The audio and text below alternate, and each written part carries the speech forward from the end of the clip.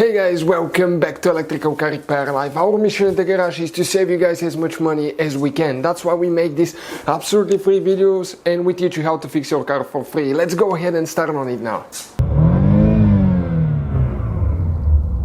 To the channel, if you guys have a Dodge Journey or Fiat Fremont, both of the vehicles, they're the same thing under two different names depending where they were produced, but Dodge Journey, Fiat Fremont, and your windshield wipers do not work, or the windshield wipers work but you cannot adjust the speed, okay, excuse me, with the wiper switch right here, guys.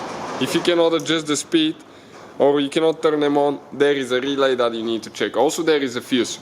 We have a video on the fuse, check it out, it will be on our channel. In addition, we will have more than 200 videos on this car. Please guys, subscribe. Our mission is to save you as much money as we can here at the shop.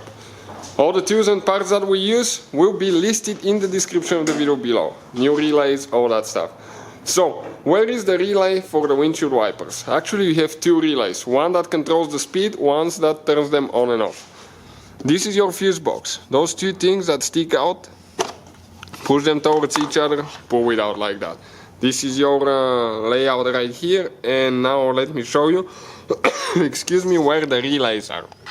Now, this relay right here, guys, this is for the windshield wiper speed. This is for high and low speed. This is the relay that turns on and off the front windshield wipers.